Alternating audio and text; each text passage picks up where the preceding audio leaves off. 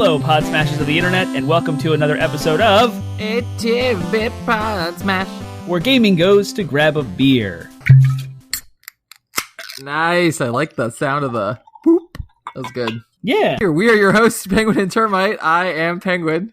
I am Termite, and we are a weekly video game podcast smashing together ideas that you care about with video games. That's right, and the idea we're talking about today is accessibility features. I titled this the accessibility question because it seems to be a fairly hot topic these days, and it is something that more and more games are considering expanding. So we'll get into talking about that, but first, we are Where Gaming Goes to Grab a Beer. And Tonight, what are we drinking, or what are you drinking, since we are still distanced from one another? We are distanced still. You know, this is like the 19th week that I've been working from home. Can you believe that? I'm on like day 90 something. Yeah, it's been, March 13th was like the first day. Anyway, I'm drinking Woodford Reserve again. It's the same bourbon that I've had since July 4th. I'm still working on it. It's a huge bottle, and I got it on sale, and it is delightful. It is bourbon. It is neat in a Glencairn glass, if that's how you even say that word, and I love it. So if you are into bourbon or want to try new bourbons, it's very accessible. It's not hard to find, and it's delicious. Woodford Reserve. Nice. I am drinking Busky Mojito Light, a lighter craft cider. Ooh. This is... You may be thinking, you're drinking a cider on keto? Well, my friend, this cider is 0 carbs and only 100 calories. And it's got a thing to read, so I will say, your favorite craft cider, now lighter, made with Virginia apples, mint leaves, lime zest, filtered water, and fermented with a lager yeast. A delicious, refreshing beverage for your active lifestyle. This is like a 0 carb alcoholic beverage, and it tastes like it's 0 carbs. It must be ridiculously light. It is not very good. No, okay. I would not recommend it. It's kind of like the seltzer of like alcoholic ciders, in the sense that it's like, it kind of doesn't really... It doesn't have a strong taste of anything with just like a hint of apple. So it's just kind of watery. It's not bad. It's drinkable. Like, I mean, it is the very basic definition of drinkable. Like, I'm not gagging. It's not gross, but it is definitely not like what I imagined when I was like, a mojito cider that's 0 carbs. Like, maybe I should have expected this, but I don't get any of the mint. I just get like a faint apple taste, but it's drinkable. And when you get through like a couple of them, it's kind of enjoyable after a while, but like the very bottom of enjoyable, like not nothing to blow your socks off. So would you say that like Slightly Mighty is better?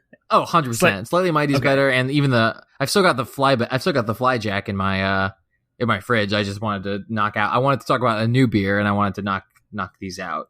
Gotcha. So I'll do the fly jack again in a couple weeks. So did you say mojito light? Or margarita light. Okay, mojito. Yeah. All right. No, mojito. Yeah, mojito. Gotcha. I love I'm looking mojitos. at it now. I don't drink enough mojitos in my life, and I want to. Hey, next cookout. It's summertime. Mint. Mojitos. It's hot out. Yeah, I'll bring rum and mint. Yeah, man. Yeah, that sounds great. Yeah, I would love a mojito. Let's make that happen. So let's do proper. It when I'm off keto. Or you could make them with like a sugar substitute. Anyway. Fair enough. All right, so let's we usually start by talking about the news, things going on. There's a lot of news to cover. In fact, there's more news to cover than we have time for in this episode, so you will probably have already heard we decided to do a bonus episode on the Microsoft Showcase. Yep. So that's already happened, so we're not going to talk about that now, even though it just happened for us today. But so you had some stuff you wanted to cover, though, because there's some other stuff that's been happening. But before I get into that, it is storming. And if at any moment I'm gone, I'm assuming Zencastr will stay up, and we'll have to like restart whatever. If the power goes out or my internet dies, because it's going to get rough in like 20 minutes, according to the weather radar. So anyway, that aside. It's rumbling on my end too, so the same is true for me. Yeah, if I lose power. Mm-hmm. So we'll have to... Storms. Maybe our microphones will pick up on it, and that could be fun content. Anyway, in light of the Me Too movement in the video game industry, we're calling it that unofficially. It's not officially called the Me Too movement in the video game industry, but it's what I'm referring to. Our previous episodes, we talked about it at length. There have been multiple Assassin's Creed games reportedly scrapped or minimized female lead roles before their release. This article that I'm going to quote from is by way of IGN. Joe Screbbles, he posted this a few days ago. But a new report on Ubisoft's history of internal abuse and sexism includes allegations that plans for leading female characters in multiple Assassin's Creed games were scrapped or minimized due to a perception that games won't sell without a strong male lead. In a wide-ranging report by Bloomberg, hint, it's Jason Schreier, much of it focused on the company's executives. Anonymous Ubisoft employees explained that Assassin's Creed Syndicate, Origins, and Odyssey, its 3 games, were all affected prior to release. Syndicate's script reportedly originally gave equal screen time to the twin leads, Jacob and Evie Fry, but was altered to include more Jacob. The original plans for Assassin's Creed Origins was set to have the lead character Bayek incapacitated or killed early in the game and his wife Aya become the lead character afterwards, but that was prevented, and Aya became a side character. In Assassin's Creed Odyssey, the team originally pushed for that game's Cassandra to be the sole lead character, but was told that wasn't an option and were forced to institute the choice to play as her sibling, Alexios. So, the result of all of this happening, those reporting the changes explained the orders were due to directives by the marketing department of Chief Creative Officer, CCO, Sergei Heskiot, it's a French name, I can't pronounce it, who has since stepped down from his role following multiple reports of sexual misconduct and abuse. So, wow. It is real. Sounds like the next Assassin's Creed game is going to have female lead. Sole single female lead. No, I mean Valhalla. You can pick your gender, right? That's I know. I mean the next one after Valhalla. I meant the right. One after Valhalla. Well, this doesn't deal with Valhalla. It doesn't seem like maybe the gendering in Valhalla is actually what they want, as opposed to what marketing or what CCO who has stepped down has demanded. But yeah, I mean, this is the kind of stuff we're talking about that needs to be exposed, and an expose from Jason Schreier, this time via Bloomberg instead of Kotaku, sheds light on this crap. This stuff happens. It's systemic. It's happening in leadership. It's not just like one sexist person. It's a trend in the industry that shows these things, has data to back it all up, and then you have things like lead female characters being squashed for money, and that's the very dark side of capitalism. I mean, absolutely, and you can't. Someone might have made the argument that, like, well, this stuff isn't really impacting the games, right? And first I would fire off, even without this, even before this story, I would say, of course it affects the games. Like, sexism has been affecting the games forever in regards to how women are portrayed and how male characters are portrayed and toxic masculinity and all that stuff. But, I mean, if this is not evidence enough, like, this is a direct impact. This is like the artistic vision of the creators was squashed because a particular sexist in the industry decided that it wouldn't sell. Yep. When, like, Horizon Zero Dawn, The Last of Us Part 2, like, there's so many games right now that are just topping the charts with lead female characters. Like, it's a bullcrap argument to make. Like, there's absolutely no reason why Assassin's Creed cannot have a lead female character. And so that's why I mean, the next one better darn well have a lead female character, and that should be the only option. You're forced into it. You, the player, are forced to play as a female. God forbid that some of the best games in the last 5 years have made players do the exact same thing and done just fine. Right? Man, irritating. You can tell I'm fired up. It is. Yeah, you should be. It's anger-inducing. So Valhalla will let players choose and swap between genders throughout the entire campaign. So they just went gender neutral entirely. That's interesting. Yeah. So at any point, you can just change. It's presented as a DNA stream selection, and players are given the option to choose male Ivor or female Ivor. I don't know how to pronounce her name. It's memory stream. Ivor, but that's... Is it Ivor? Sure, I'll take it. So you can choose male or female at any point in the game. You can go back and forth.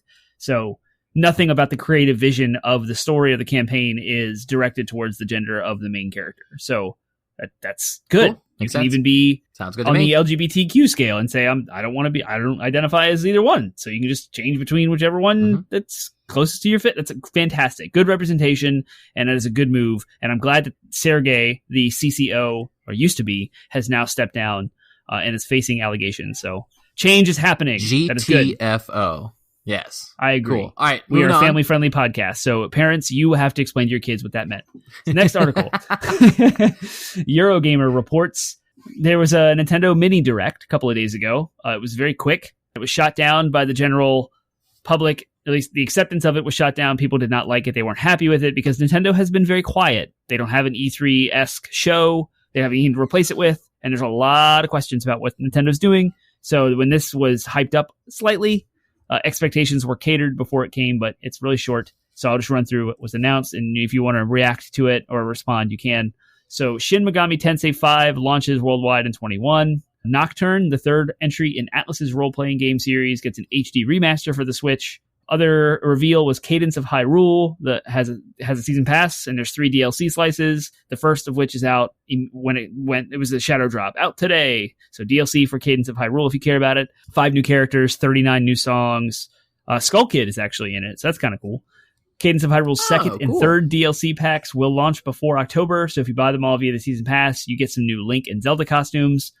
Upcoming Hi-Res Studios shooter Rogue Company and WWE 2K Battlegrounds were also shown, and that's it. So that was Nintendo's very underwhelming. I mean, I don't blame the fans. I'm alongside like Nintendo. That you've got some very big games in the works, and the Switch right now is being heavily overshadowed by the PlayStation and the Xbox. Like, everyone is talking rightly about the PlayStation and the Xbox because they're dropping new consoles and coming out with tons of big titles. They're putting their best feet forward. And the Switch is in year 3 now, coming up on year 4. And I don't know, maybe they're just willing to be overshadowed so they can have their place in the sun. I've never thought about it until you said it. You injected or incepted a thought just now into my brain about a strategy that Nintendo might be doing that no one has talked about. You heard it here first on 80-Bit Podsmash, and that is Nintendo is willing to take a back seat to all the stuff that's happening because new console cycles, new games, all this hype, all of this mass energy going towards those two companies. You can't pierce that. There's almost nothing you can do to combat that. So why? Like, if you do have good stuff, wait until after these consoles launch. Wait until all the cross-gen games come out. Valhalla, Far Cry 6, like all those things, Cyberpunk. Wait for that stuff to go. Like, let them all fire their fireworks. And then Nintendo comes out when there's in the wake of all of that, when there's nothing to compete with, there's no noise in the industry. You come out and say, boom, Switch Pro, Mario 35th anniversary, like, here's Metroid Prime 4, here's Breath of the Wild 2, just here's Pikmin 4, just boom, boom, boom, boom, boom. And then Nintendo's the only one making any noise later this year. That's kind of what the Switch was. I mean, 2017 was really in the middle of the console, or middle late end of the console generation. So they really were kind of the biggest, loudest thing at the time. It was right on the heels. It's disappointing though, because the last big announcement from Nintendo, the last big release, I should say, from Nintendo was Animal Crossing, and they teased Breath of the Wild 2, and they've teased other stuff, Metroid Prime, Bayonetta 3. They've teased big games, but we just. It just, there's nothing right now to look forward to for the holiday for Nintendo, and so a direct. The direct should have. I mean, I didn't hear anything about it. I didn't hear any of the hype ahead of time, so maybe it was exactly what I'm about to describe, which is it should have been just like, here's some news, here's some information, and I mean, it sounds like they were just like, here's a mini direct, so I don't blame them too much. But to me, it's like, you might as well just be quiet until you're ready to. You know what I mean? Like, be quiet until you are ready to make your play. If you really want Sony and Microsoft to kind of take but I mean, they have investors to please, so it's just I don't know, it's hard to decide like what their strategy is. Throw the Rona in the mix, and people working from home, work is slowed down, development's different. Yeah, I want to be excited about something for Nintendo. I love PlayStation, I love Sony, and I'm very stoked about that space right now. But I want to be excited about Breath of the Wild too, and I want that game to be excited for that. Do it. Be excited. I am. I've literally just been explaining how excited I am for that. Right. Next, moving on. All right. The last thing is a very short note.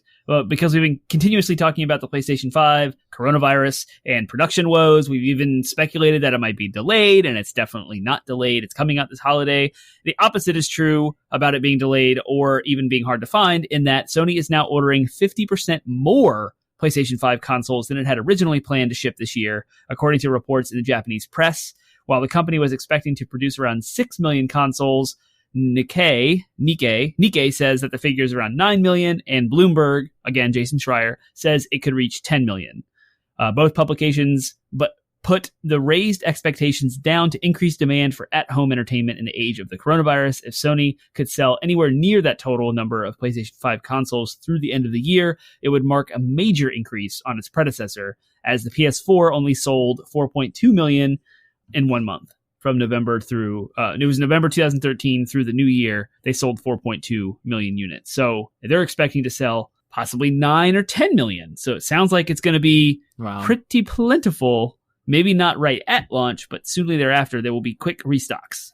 So production has started, I think. Nice. I'm not reading anything now. I'm just talking. I think production, like on the factory line, started at the beginning of June.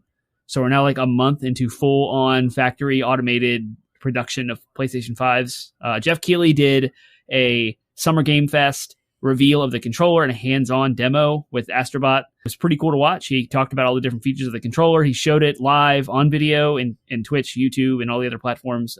He was playing it, touching it, and taking questions, and it's exciting. Like, he's got an actual controller from Sony, legit, not a dev kit, and was able to play a PlayStation 5. So it's coming. Get pumped. You will find one, hopefully. I'm pumped. What they don't say is the supplies between the digital version only and the disc drive version, and what that split will be. Is it 50-50 or is it going to lean towards more digital? I would wait. I would, if all that was available in my stores or whatever was a digital when I went to go buy one or whatever. I have to. I would wait.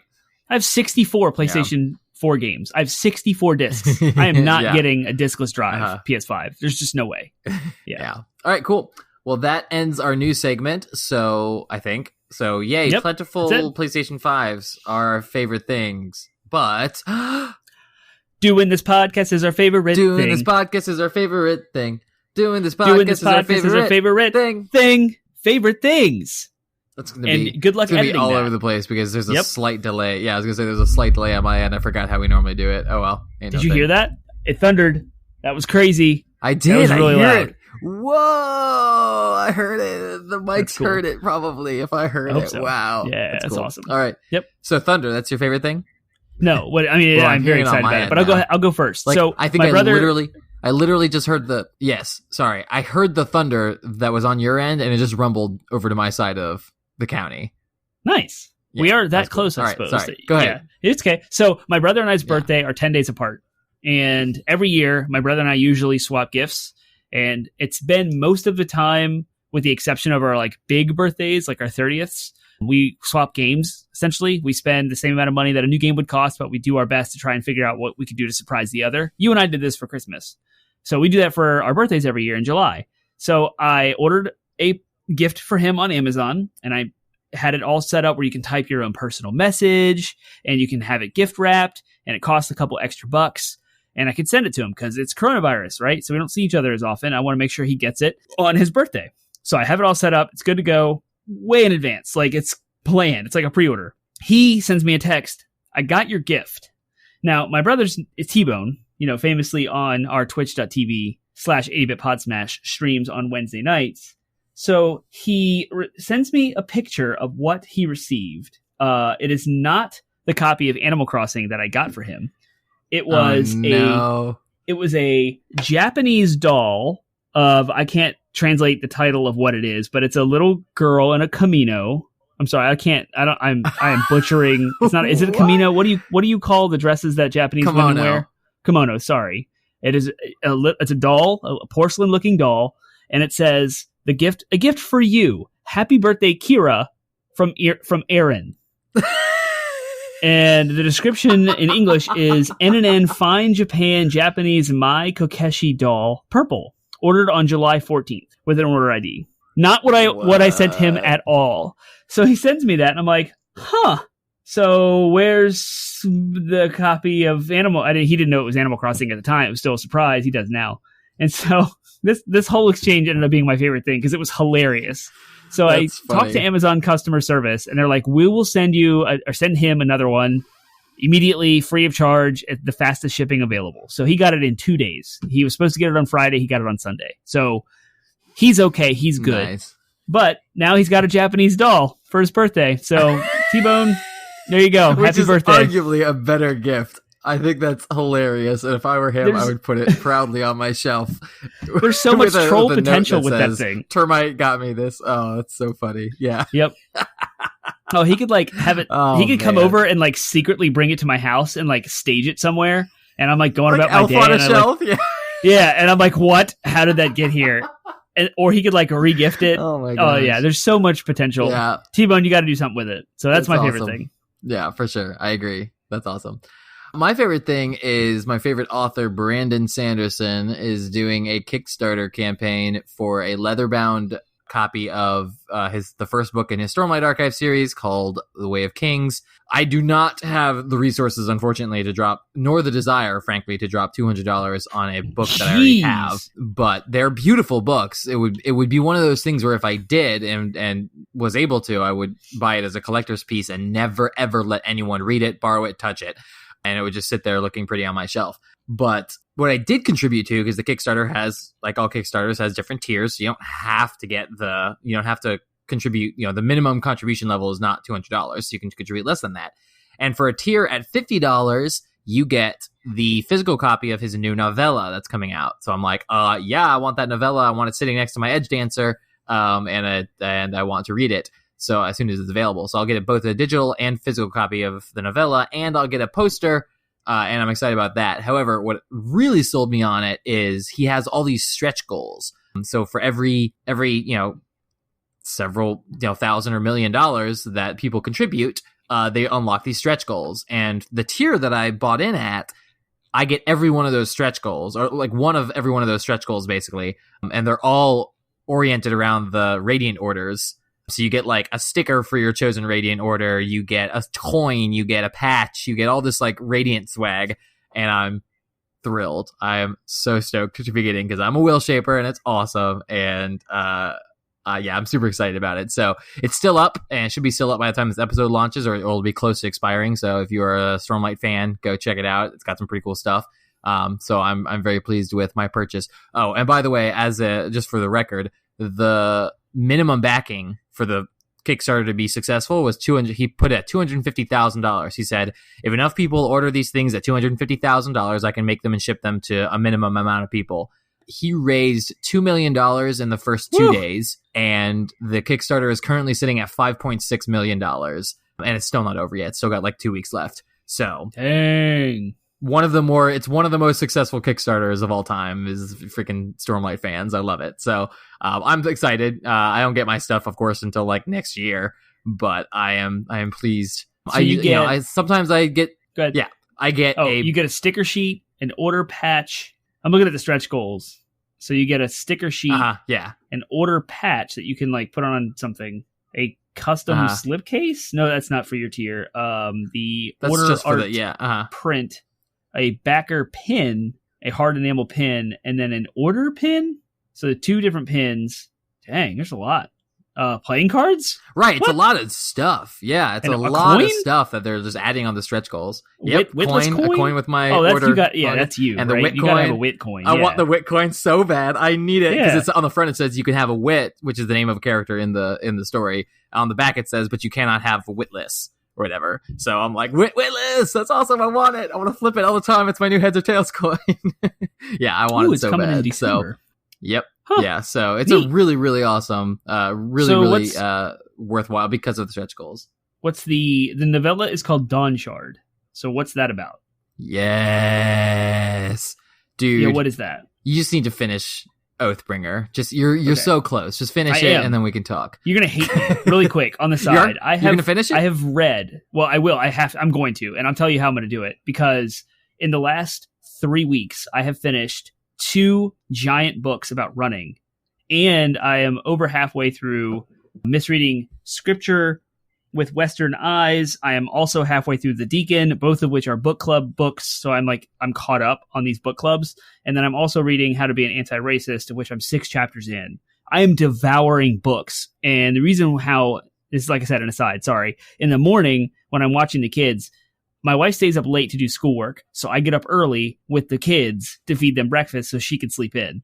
So while the kids get their breakfast, we're sitting around the table. That's fine. But then it's like some playtime. And so I take the baby into his room. Sam, my other son, my 5-year-old, he runs off and plays with whatever. And I'm just sitting there in the baby room and I read. And instead of looking on my phone and scrolling through Facebook and the endless churn of crap that we have to endure this whole 2020, I've decided I'm going to start reading. And like I said, I've read through 2 giant books about running in completion, done.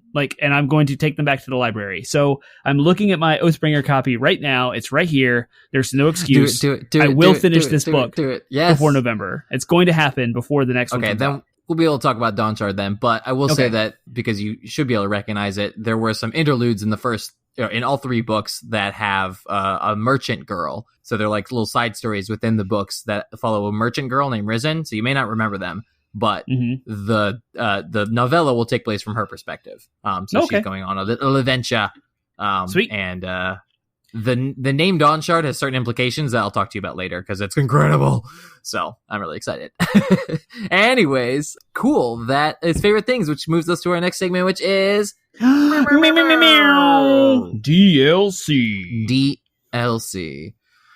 So we're talking, a DLC is a segment where we have a little mini fun game or discussion, a conversation you wouldn't normally have about video games, or maybe you would have about video games because you're a cool group of friends, but it's totally improvised, totally on the spot. Usually, I usually have a prompt that I come up with that may or may not have a relation to our main question. Since we're talking about accessibility, which implies a community of people who are differently abled, I will avoid any pitfalls of having a DLC related to that could be misconstrued as making fun of that or anything like that. So I'm just going to sidestep it entirely and say we are not doing a DLC related to the main topic today, and instead, let's do a blank blank. Blank blank! Blank blank. Yep. So blank blank is remind me how who this would works. blank. It's been a while. Yep, I will. I will remind you and our listeners because we haven't done one in a while. It is who would blank in a blank, who would win in a blank, basically. So it came as a result of wanting to do something different than who would win in a fight between 2 video game characters, which is kind of the baseline of this.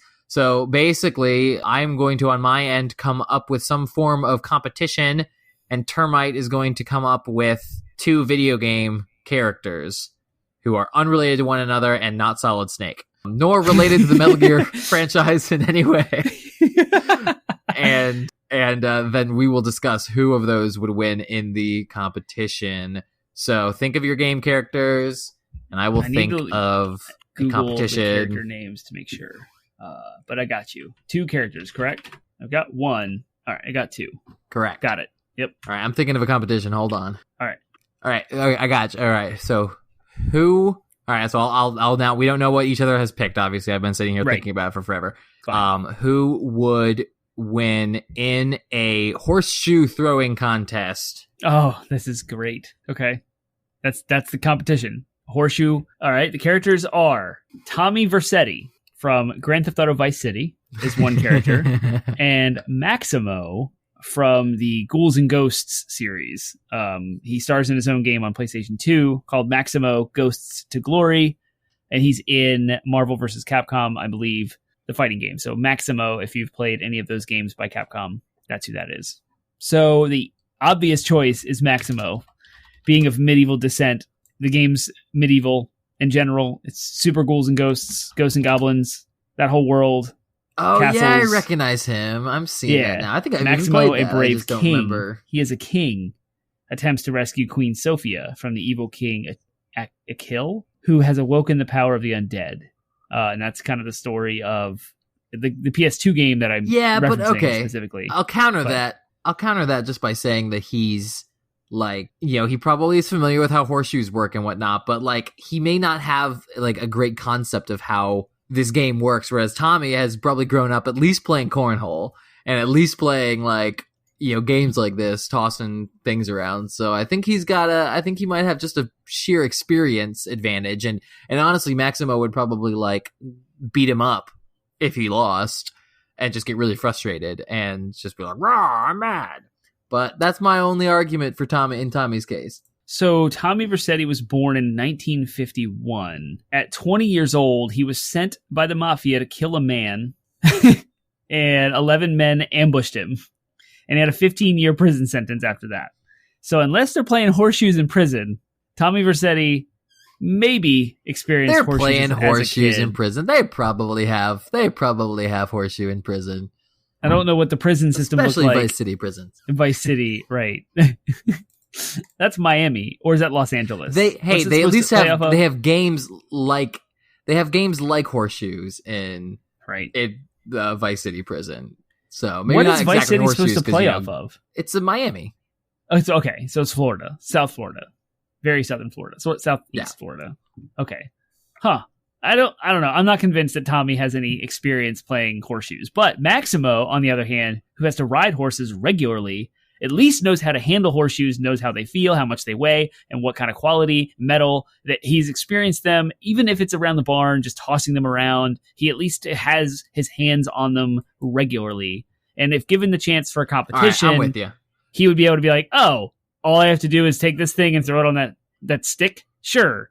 Bing! And he rings like all of them because he's used to throwing them around and hanging them up, and like, to save time and get to killing the undead, he probably has to throw the horseshoes up onto the wall, up onto little hooks, and like, change them out quickly so he can get on with it. So I'm going to go with Maximo by far. You sold me. Sold me. I'm with Maximo as well. All right, listeners, tell us what you think. Who would win in a horseshoe throwing contest, Maximo or Tommy Vercetti? Boom. That's DLC. Meow, meow, meow, meow. Meow, meow, meow, meow. Not Metal Gear Solid. All right. Yeah, well done. Well done. I'm glad you got two pulls from the PS2 era. The cool part is I just looked over at my wall and I was like, what games do I want to reference today? And I just picked them out. So there you go. Nice. Main topic. Accessibility features. That's what we're going to talk about. We are talking about... That's, exactly what we're talking about. So we'll start kind of at the baseline for anybody who's not familiar with playing games or is new to games and may not even realize these things exist in the games they play. But accessibility options or features, what are they and why are they important? Believe it or not, there are a swath of gamers. In fact, I think it's between 2 and 9% of all of the gamers out there in the world have some sort of impairment, whether it's visual, hearing, learning disabilities count too, or a physical disability in their hands or arms or legs.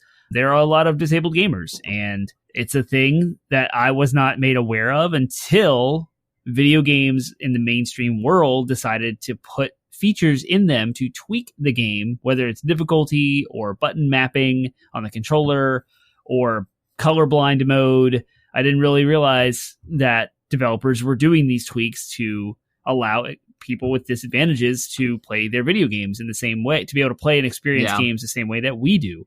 The Wikipedia definition. Yeah, let me, if you don't mind me for really quick, I'm just going to do a quick disclaimer. We are both, not disadvantaged, and we know there's an entire community out there, so we know that this can be a sensitive and fairly politically correct topic, if you will, and so we apologize ahead of time if we say a term that is offensive. We definitely don't mean it. We are just coming from a place of ignorance. So I'm going to try to say terms like differently abled and disadvantaged, as opposed to disabled or impaired or anything like that personally, just because I know that it can be, there's an entire community of people out there that are sensitive to that. And so, just kind of as a side note, we're not trying to be politically correct just for the political correctness' sake, but we do want to make sure that, any listeners out there who may have any of these disadvantages and may not even, even disadvantages, I don't know if that's the correct term, so may have these different abilities, I should say, we are going to try to avoid it, but, it is a harder one to navigate than some of the others. I'll put it that way. Yep. So just apologize. We apologize ahead of time, and please feel free to educate us either publicly or privately, and we will make any corrections that we need to in that regard. So just throwing that out there. But yes, there's a broad range of people out there who have just different advantages and disadvantages, and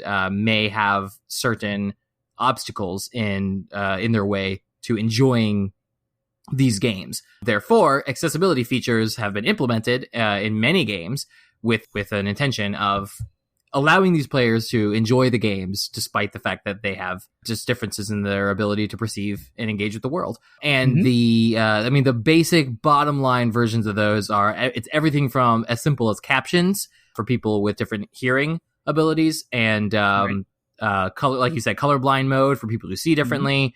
And those are kind of the basic ones, but they're a lot more broad than that. It seems like there are three big categories. There's the sensory impairment. That includes hearing and visual and colorblindness. There's the motor impairment for those who rely on certain types of controllers or eye trackers to interact with games. And then there's the cognitive impairment that have low literacy, disabilities that have low literacy, or a combination of complex needs, I'm reading some of these definitions, parts of them off of the Wikipedia page about that's fantastic. That's exactly for what instance, I was looking for. An individual might also have ataxia or limited coordination. So coordination stuff, low literacy, learning disabilities. So those are the three big categories of impairments that a disabled gamer could have. So yeah, the idea of accessibility is meeting those needs. Yeah, and it's just crazy to think that there's so many. Like, I mean, that's a lot of people. Like, if you just think of, you probably know someone with at least one. You know, at least you probably know at least one person with one of those or more of those obstacles. And to say that, like, they can, I mean, movies and TV have been trying to accommodate for that for years, in good ways. And to say that someone, I mean, there are some people that argue out there, and we'll get more into this, but there are some people who argue that, like, well, you know, I think, what did you say recently? You said, well, should we just let blind people play games? Yes.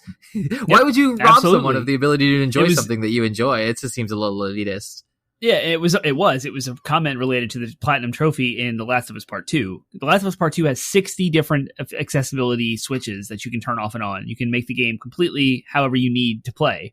And someone was complaining about that, saying that it was we'll get there later, taking away the artistic abilities of the developers and producing a game that has, like, artistic integrity, and it's been attacked by all of these accessibility things, meaning that it cheapened the Platinum for everyone. So, and someone commented on Reddit, like, oh, so blind people can't get Platinums, and that's messed up. Blind people should absolutely get Platinums. Like, there's no reason to ever stop a blind person from getting a Platinum and giving them a fair chance.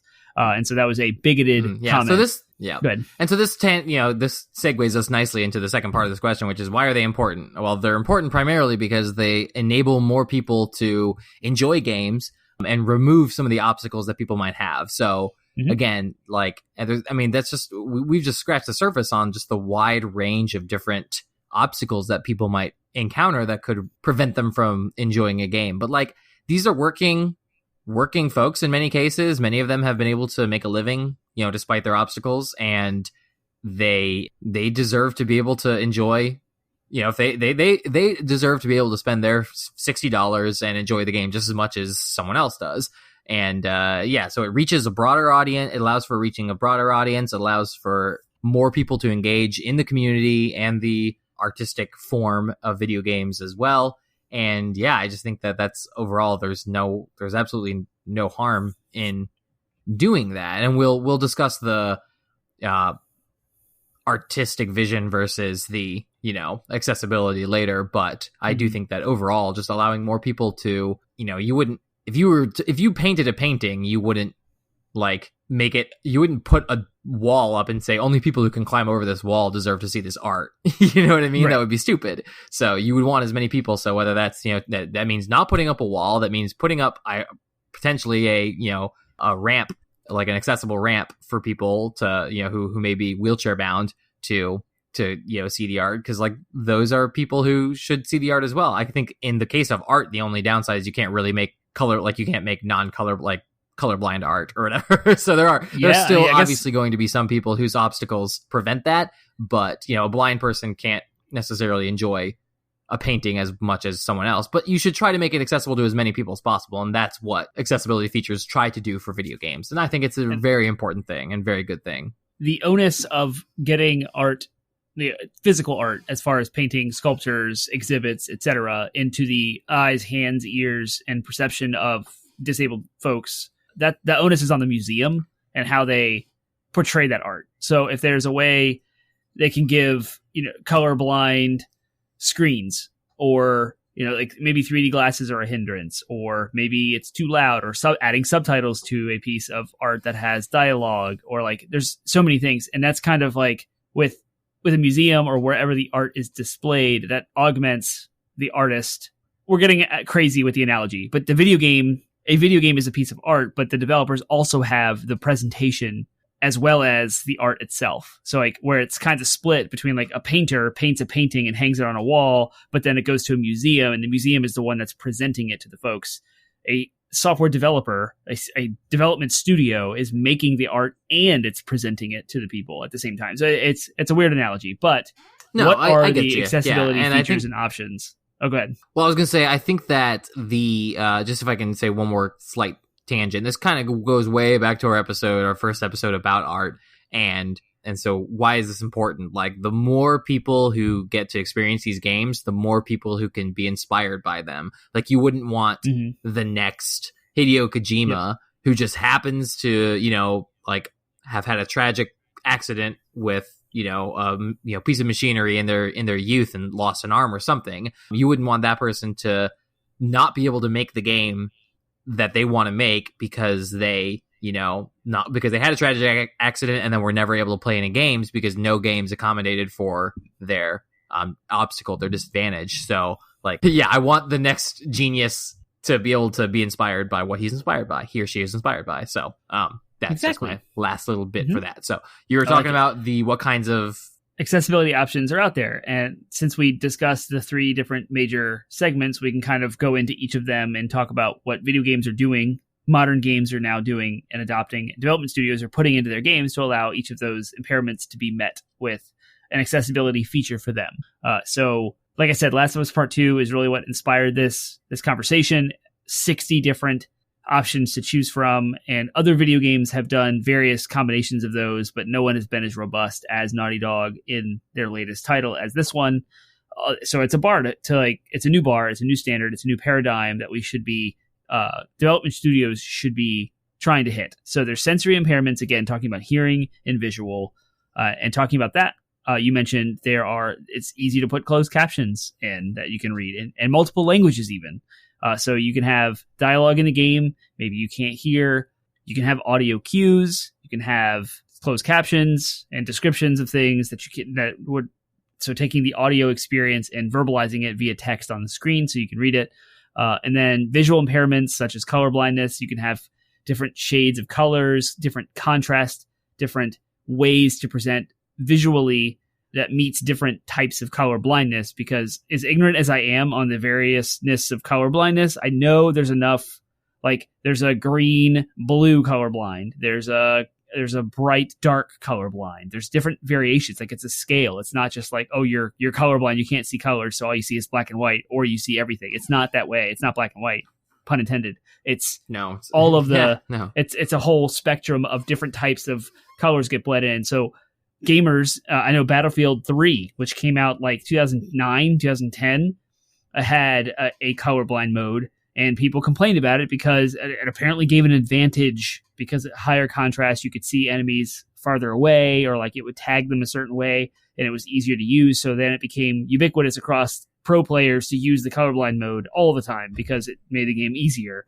We'll get into the complaints before, but what we want to talk about now is meeting those accessibility needs. So I'll let you take this one. I linked off to an article. I don't know if you can see it on the Evernote, but how has the gaming industry met the motor impairment? Those who rely on controllers or eye trackers. How do we deal with that? Mm-hmm. Yeah, we brought this up when it was first announced, actually, on the podcast, but Microsoft did a really cool thing in creating what's called the Xbox Adaptive Controller. And I believe, if I'm correct, it is now compatible with the Nintendo Switch. So that's really cool. Oh, cool. I didn't know that. Allowing more accessibility. I think I had heard that it will be compatible with Nintendo Switch, which is really cool. Anyways, what it is, though, is it's basically, because in as many different forms as color blindness and visual sensory impairments can come, there's as much, there's even more possibilities and ways in which you can be have motor impairments. So that could be, it could be mentally, it could be like in your brain, neurologically, as well as it could be just literally physically. Like you could have, lost a finger or lost an arm or been born without those things and legs and all that. So the Xbox Adaptive Controller was a big thing where basically it comes with all these different like switches and buttons and stuff, and it's an entirely customizable controller. So if all you can do for an input is like, you may not have fingers, so all you can do is tap it with a part of your arm, then you can get these little pads that will allow you to create multiple inputs where you can do that. And then maybe in your other arm, you have fingers, so you can. So it's like it allows, or maybe you don't have either hands, so you can do it with your legs. You can tap it with your feet with pedals and stuff like that. So it's a really cool thing. Do they have the things for like where you can blow, like if you're paralyzed and don't have motor control at all of your limbs? Well, the cool part about the adaptive controller, the adaptive controller from Microsoft looks like a DJ like board, like a soundboard. and across the back are inputs to all the buttons that are blank. And you can plug in any device that sends a signal that will map to that button. So like there's a Y, an X, a B, an A, all the triggers and joysticks and stuff. So with whatever disability you need, whatever you have, you can make a controller yourself. You can order controllers that are specialized for your needs, and you can plug them into this, the Microsoft Adaptive Controller, and you can map the buttons physically by plugging in a wire, just like a microphone input on a soundboard. You have input 1, mic 1, mute, volume, bass, treble. You can adjust that whole entire input. You can do the same thing with button Y on the controller. You can plug in anything externally that will make the button Y push. And so that's the disabled gaming community is amazing, and they have come up with like crazy custom designs for controllers. And what Microsoft did with this adaptive controller is allowed all of those custom made controllers to work with Xbox. It's the interface between whatever thing they can use and Xbox, so they can play anything they want. It's ridiculously robust. It is ridiculously complicated, but it's complicated technology, but it's really easy to use, and it really lowers the bar, or lowers the barrier of entry for allowing disabled gamers to be able to play anything on Xbox, or I guess PC and maybe the Switch. So that's the answer to that question. Yeah, I know it's a really, really cool thing that Microsoft did, and is still doing. And again, it's really one of the new standards in accessibility, physical accessibility for these games. So you talked about a thing that you can blow into. So a microphone that you blow into sends a signal of on or off. You could map that to button Y on the controller, or button X if it's jump, or nice. Like your attack button is square on a PlayStation. I don't know if the adaptive controller would work on a PlayStation. I have no clue. Maybe because it's USB it would, but I don't know. But you could take your microphone that you can blow into, and you can map it to any button you want. And you can even use analog. So like the more pressure that you blow into, like maybe it's the more extreme of walk forward at a halfway. And like analog means you have a whole range of inputs from 0 to. And so, yeah, I'm getting technical, but that's a controller. You can do any of that stuff. Like whatever the community comes up with, whatever controllers they need, you can plug it into your Xbox and it works. Yeah, it looks like there's this thing called the Quad Stick that's compatible with it. It's another one of those separate controllers that you talked about, was designed by the disadvantaged gaming community. And this one's for quadriplegics. It looks like it can basically be controlled entirely with your face and your mouth. Sweet. Without having to use your limbs at all, which is crazy. I mean, if you think about it, like the only reason that we designed controllers to be used by the hands and fingers in the first place is just because that's typically how, abled people tend to, interact with their world. But like, there's nothing stopping us from learning how to do. I mean, we've seen incredible speed runs and challenge runs of people beating Dark Souls with the bongo drums, or beating Dark Souls with the running trackpad, or the Dance Revolutions, pads or whatever. Yep. So like, people are able to adapt to inputs with just a little bit of practice. So there's nothing stopping. There's really, or very little, or there's less now than there was at the beginning of gaming, I should say, stopping people with disadvantages or obstacles from playing games. So like, why get in the way of that? Like that's kind of the bottom line of this entire conversation, is like, why get in the way of that when technology is more equipped than ever before to enable it? So cool. All right, we can move on to our next question, which is then why, segues this nicely, why would then some game designers choose to limit or eschew certain accessibility features altogether? The very first obvious answer is, in some cases, they may not have thought of it. I mean, The Last of Us Part 2, again, is making waves because they thought of all these different ones. But there are some, I imagine there are just some baseline ones that every game developer is like, we need subtitles, we need, be able to adjust the brightness and stuff like that, and some contrasting features for visibility. But I imagine a lot of game developers haven't thought of people with cognitive dysfunctions, or in many cases, or maybe they've just sort of accepted, like, well, but the Xbox is taking care of the motor stuff, and so we'll do a couple of sensory stuff, but we don't really need to. They may not have even thought of like cognitive stuff. So that's kind of the first obvious answer, but do you want to talk about some of the other reasons? A lot of maybe the developers do have their artistic vision for what a game is supposed to be, and how it's supposed to play, and how it's supposed to feel. And so they don't add the accessibility features because they might feel like it cheapens that experience. And the example of that, and I'm not throwing a developer under the bus because I don't know their motivations or their intentions, but the game in question is Sekiro Shadows Die Twice. And there was a huge controversy over its difficulty, and maybe they should add an easy mode to it. And everyone was defending that the difficulty of that game is supposed to be part of the experience. It's intended to be difficult because that's what evokes different emotions out of the player and senses of accomplishment, etc. The reward risk system in general and how that game feels. And so there's this whole like game critics and accessibility advocates alike. I'm reading from Business Insider. Sekiro Shadows Die Twice for its lack of easy mode for any kind of accommodation for players who want to experience the game without demanding combat requirements. Hardcore fans of From Software games have argued that this would compromise the game's vision since it's clearly designed to be hard to beat. So maybe that's a reason why accessibility is not added to games. Yeah, no, that's absolutely the reason why, and that's kind of why I wanted to highlight this. One of the most basic accessibility features in any game can add is an easy mode. That kind of easy mode is in many ways the answer to a lot of those cognitive.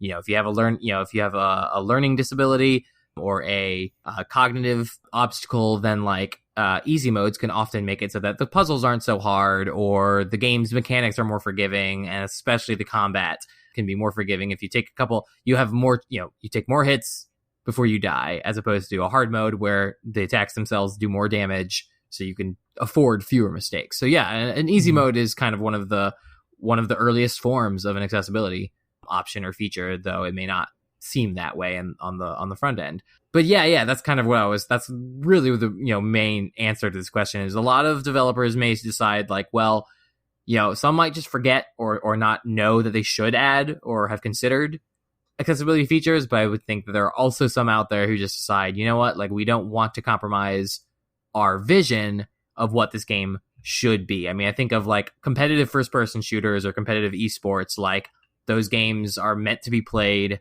at the highest level of skill and ability by their players. So I can see them not wanting to compromise that. And like you said, include a mode that might make visibility easier, and then have the pros just all do that. It wouldn't be nearly as interesting to watch Overwatch in a high contrast mode, or League of Legends. These games are, and when you think about like the artists who put time, like when you have them put time into creating particle effects and creating beautiful visuals, when, to compromise that vision, I can see being a difficult choice to make. I'm not saying it's the right choice, but I can definitely say as an artist, I can see, I'm going to be someone who leans towards wanting to maintain an artistic vision, but at the same time, like I also lean towards, wanting the games to be accessible. So I can see why it might be a difficult thing to consider when designing a game. But yeah, I would imagine that most people, even the pros, would probably want to experience the game the way that it was intended, even if there was a high contrast mode or something in it. Like I used the high contrast mode in The Last of Us Part 2 to get the collectibles, but I did that after I had already beaten and experienced the game through one time. You know what I mean? Like, yeah. So well, of course, accessibility features can be exploited if you want to like speed run the game, or like not even speed running, but maybe I cared so much about the platinum that I don't care about the game, and so I can exploit these accessibility features and just rush to get a platinum really fast by turning on all of the accessibility features to make the game as easy as possible. I'm not going to have the same experience as somebody who's playing it on the hardest difficulty with none of the features turned on. But that's like, okay, there's a couple of people exploiting these things for whatever selfish, nefarious things they want to do. If they want to do it that way, I guess that's fine. I say nefarious, but it's not really nefarious objectively. It's like it's nefarious subjectively from my perspective. Maybe someone exploiting these things, right? It's only I would look at them. It's only nefarious in the case of like a esports situation and competition. But then, like competitions are no strangers to creating rules. So like, right, you would say like no accessibility features allowed in the competition or whatever. Like, and that's super normal for games. I mean, there are freaking Smash Bros tournaments that still ban certain characters from being played. Like. It's normal for rules to be created. Yep. So I'm with you. Like people should be able to tailor the experience. Play the game however you want. It doesn't matter. If you want to get a platinum and you want to run through the game really fast, it is not up to Donny Dog or Sony to limit you. It's you. If you're the player and you want to get that platinum and that's all you care about, and I'm sorry for you that you have not experienced The Last of Us Part 2 the way that you could to its full potential. But that's like, I'm not going to judge anyone for that. If that's how you want to do it, you just go right on ahead. That's you. Yeah, but that's the thing. Like, and players should have the right exactly. Yep. Yeah, they should have the right to tailor the experience to what they want. So if they want the super hard experience, so that they can say, I beat it on the super hard experience, I gave myself a challenge. Like, I don't see why that's less rewarding because someone else experienced the content. You know what I mean? Like, right. I feel like the Dark Souls and Sekiro and Neo and Bloodborne, those are games that story and environment wise I would adore. I love dark fantasy games, and I would want to play them. I just don't want to beat my head up against a wall for hours, and I don't even have any disadvantages or obstacles. I just don't want to do it. Like, I don't like hard experience games. The game. It just seems exactly. It just seems I can't I can't really get behind the argument that like it has to be hard in order to be enjoyable. Right. It seems to me like if you really were to boil down the motivations of people, it has to be hard so that I can brag about it. It has to be hard to satisfy my elitism in that regard. And that to me is just kind of crappy. Yeah. I mean, and I wouldn't say everyone who makes that argument has that motivation, but I would not be surprised to find that most people who make that argument have that motivation, because I can't think of any of the From Software fans that are in my life that love those games. I don't think any of them would have a problem with there being an easy mode for someone like me who just wants to have a good time to play them. You know what I mean? So that's my personal thought on that, take on that. Yeah, so, I mean, I know people who love From Software games who've played Dark Souls and Sekiro and love them for their hard difficulty, and they're not braggers. They're not people that would attract any attention to themselves. They're not doing it for that motivation. They genuinely enjoy the challenge. They genuinely enjoy it. Fantastic. That's why the game was made. That is for you. You rock on. You're amazing, and you're just on another level. I want to flip, before we move on to the next question, I want to flip your question on its head, where it says, why do some designers choose to limit or eschew certain accessibility features, and flip it to say, what game designers do not limit or eschew certain accessibility features, and kind of highlight quickly a trend in the gaming industry lately from various people, games that feature accessibility options that are fun, and or quotes and comments. I'm going to quote an article from Eurogamer written by Wesley Ian Poole, the deputy editor over at Eurogamer. But this author of the article quotes various developers. So, responding to the ongoing debate about video game accessibility, God of War director Cory Barlog tweeted, "Accessibility has never and will never be a compromise to my vision," which is fantastic. JP Kalums, former creative producer at Platinum Games, insisted Bayonetta's one-button mode, quote, didn't ruin your experience. So they put a one-button mode in there. Steve Spone, that's COO. Awesome. Yeah, isn't it? A COO of Able Gamers, praised video game developers' support of accessibility, fueling a popular hashtag that spread on Twitter. So Celeste, Matt Thornton, designer of Celeste, imagined a Celeste-style assist mode for Sekiro that would let you combat speed, resurrections, and invincibility, among other things. So Celeste has an assist mode in it that lets you change the combat speed, how many resurrections you can get, invisible while sneaking, like infinite posture, all kinds of cool things to make Celeste more approachable. They all criticized Sekiro, so they did that. Spider-Man, Insomniac, you can skip puzzles, you can enable big subtitles, you can do the quick time events, be auto-completed, and you can also change the button taps to holds, so you're not tapping a button over and over again, you're actually just holding it. Naughty Dog's Uncharted 4 had an impressive suite of accessibility options, which we know has now been fleshed out in The Last of Us Part 2. Yeah, I mean, it's all over the industry across all different various platforms, different stuff. Like, it's a thing, and there is a trend. It's awesome, and it is exposing, raising awareness, allowing everyone to play games. And I think that should be lauded and praised. Yep, 100% agree. All right, so we have been talking about Last of Us Part 2 because it really does represent the new standard, and it as far as I know, it includes or for the most part, many of the accessibility features that have come before it, and also pushes it forward in a new way, although it has nothing like Bayonetta's one-button mode, which is kind of cool. Right. Didn't know about that, but now I do. So, so what are some of these 60 settings and robust features that Naughty Dog decided to include that I never would have even imagined being in a video game and being adjustable? And yeah, how does this set the standard going forward? It breaks down a whole bunch of different categories of stuff regarding the player, regarding the enemies, stealth, resources, the HUD, like the heads-up display, health bar, weapon and ammo, status effects, tutorials, hints, It allows you to skip puzzles. There's a million. I mean, like I said, there's 60 of them, and I don't want to just read them all here. Right.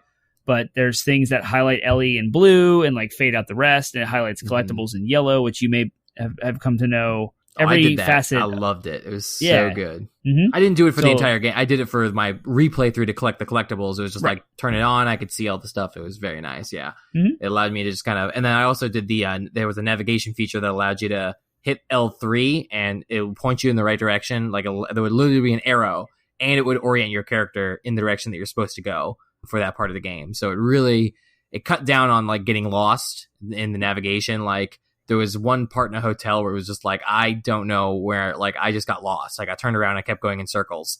And in the first playthrough, that was fine because I wanted to have the experience of what, the game was supposed to be. My second playthrough, I was just trying to get collectibles, didn't give a crap, just wanted to point me in the direction I need to go. So that kind of thing is, what you're seeing, and the reason we bring it up is what made The Last of Us Part 2 stand out, especially to me, is that they addressed all three of those categories. They addressed sensory in regards to allowing adjustments to like all different kinds of visual adjustments, all different kinds of auditory adjustments, different subtitles, changing the heads up display to be more visible and obvious if you need it to be.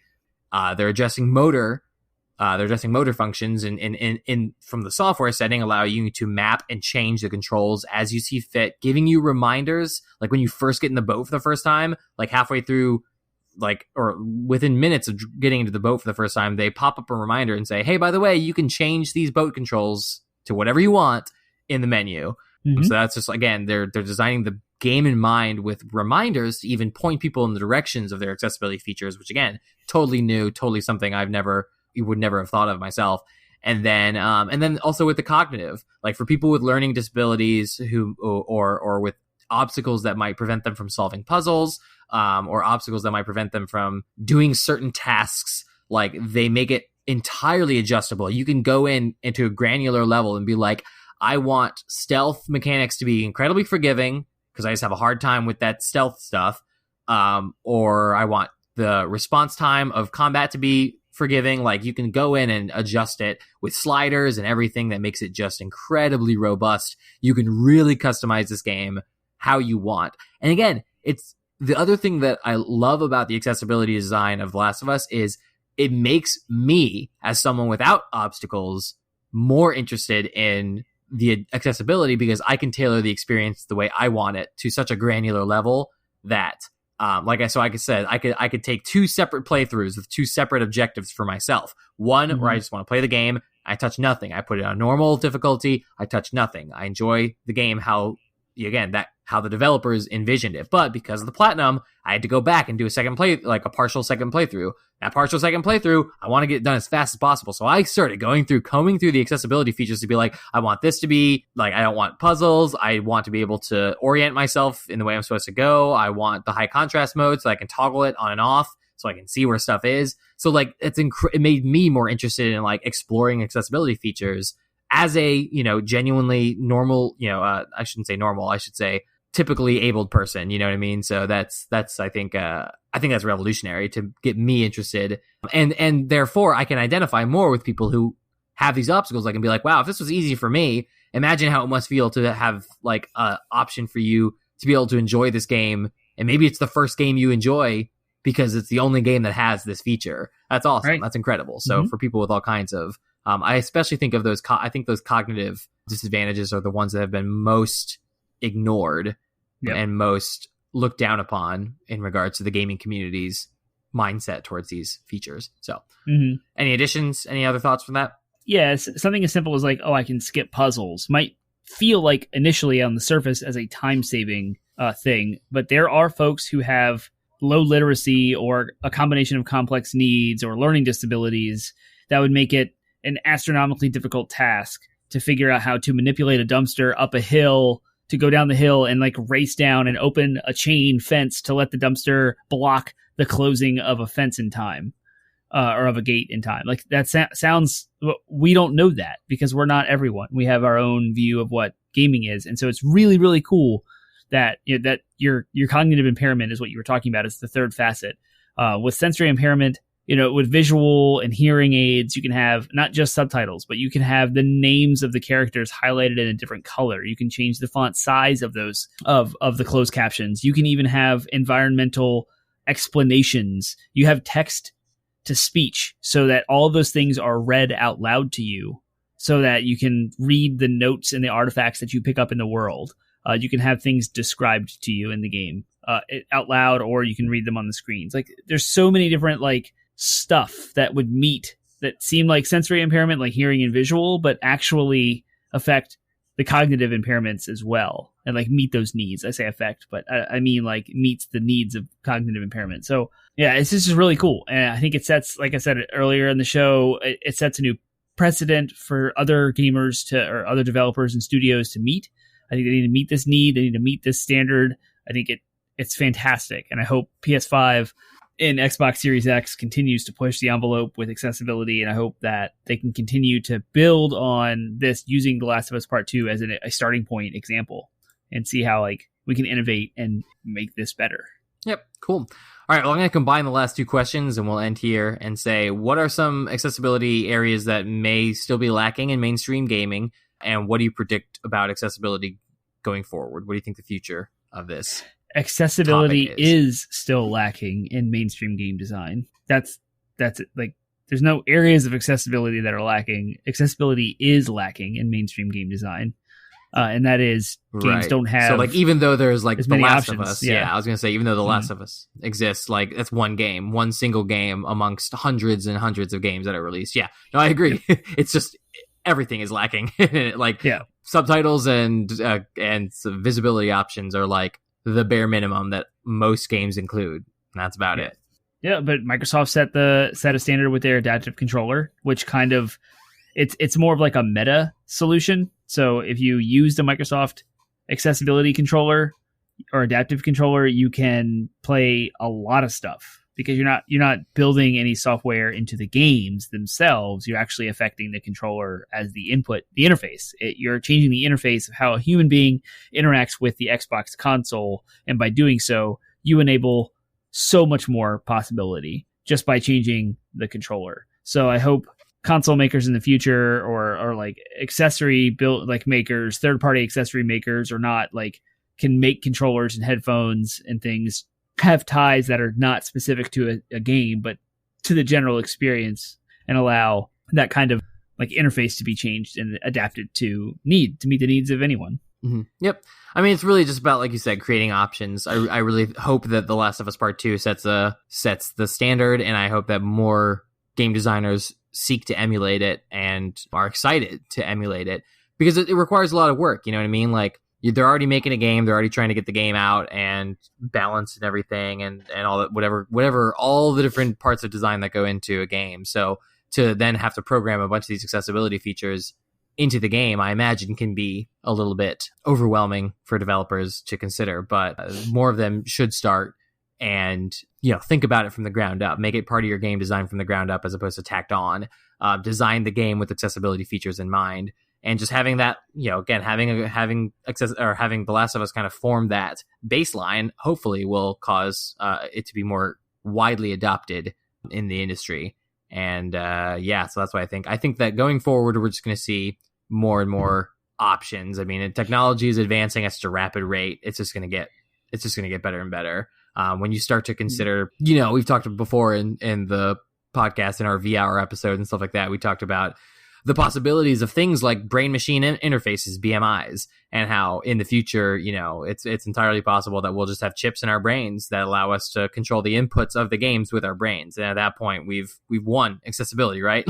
When everybody can just control games with their brains, then it doesn't matter what your physical advantages or disadvantages are. You can control, just inject a chip onto your brain, and it reads your neural impulses, and boom, we've solved accessibility. So I do think that again, that's way in the future. That's probably not even in our lifetimes, but I do think that as long as, society advances in the way it's continuing, those things are being researched, and people with disadvantages are the people who are those things are being designed primarily for them to be able to control things with your eye tracking your eye movements, control it, AI that can track your eye movements and register inputs, AI that can read brain impulses and stuff like that. Like that's research is happening. So the foundations for that are being laid.